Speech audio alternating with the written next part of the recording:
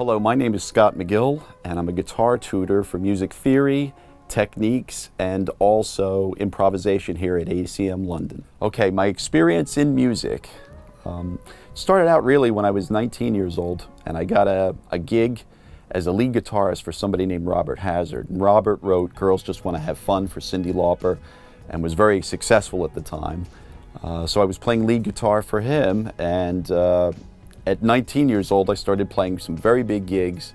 The biggest one was 500,000 people, so I was playing alongside Jimmy Page, the Beach Boys, Joan Jett, and people like that.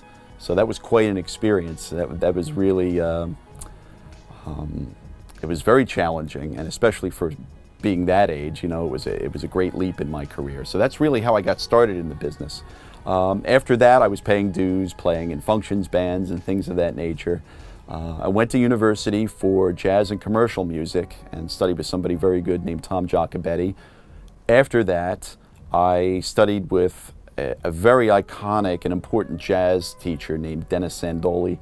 Dennis taught such amazing musicians, and very important ones like John Coltrane, James Moody, Art Farmer, Benny Golson, Pat Martino, Jim Hall, Randy Brecker. I mean, so many amazing jazz artists. So to be his student for 10 years was remarkable. And all the while I was touring and gigging and writing original material. And I got my first record contract in the mid to late 90s as a solo artist. So that was mainly fusion music and progressive rock, prog rock. I was also with a band called Phineas Gage, which had a record contract as well.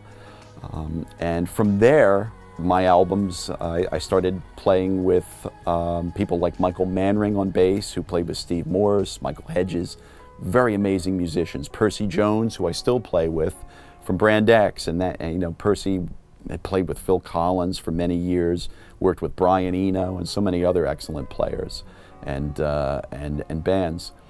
Also, I got to work with Neil Kernan. He produced a couple of my albums, and Neil produced, he's a Grammy-winning producer, Queensryche, John McLaughlin, and Mahavishnu Orchestra, and all sorts of amazing people like that, Hall & Oates.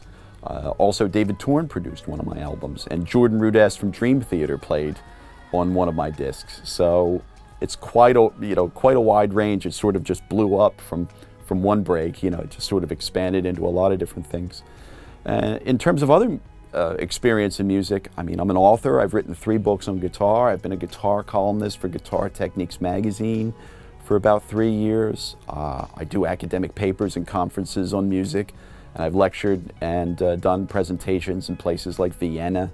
So it's been quite an experience, and I always try to keep busy, and I always try to widen my experience. So I view myself as a student of music and act accordingly. I always practice and work on new albums and work on new projects. My first guitar was called an Audition, and it was basically an extremely cheap sort of Argos type guitar.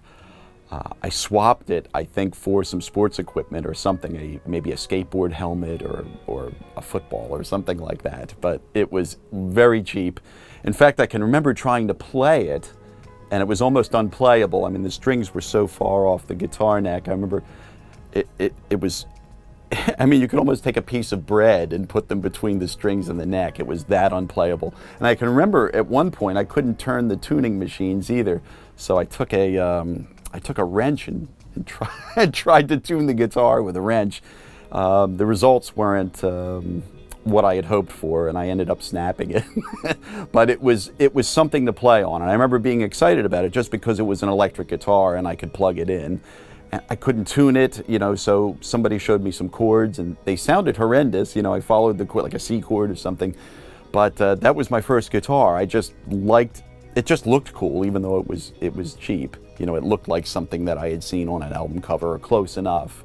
So that was my first instrument. It was just something to get me interested in it. It was just something to take it forward a little bit. And then from there, I think I got a cheap Fender guitar, which was called a Lead 1. So that was a big step up. You know, you could tune that and play it and it would sound good. You know, but that was my first guitar. It was an Audition guitar. Exciting projects I have coming up. Well, some of them have just been in the recent past. I did another album with Percy Jones on bass and Richie DiCarlo on drums, and that was called Third Transmission. So that disc is done. I think there are some bonus live tracks that go out to a release in Japan as well. I think that's on the way. We did some performances recently back in the United States, which went over very well. I think there are some bits on YouTube flying around, so there are some good things there. I've got some academic projects coming up too. I have some lectures on music theory and guitar playing and improvisation coming up early next year.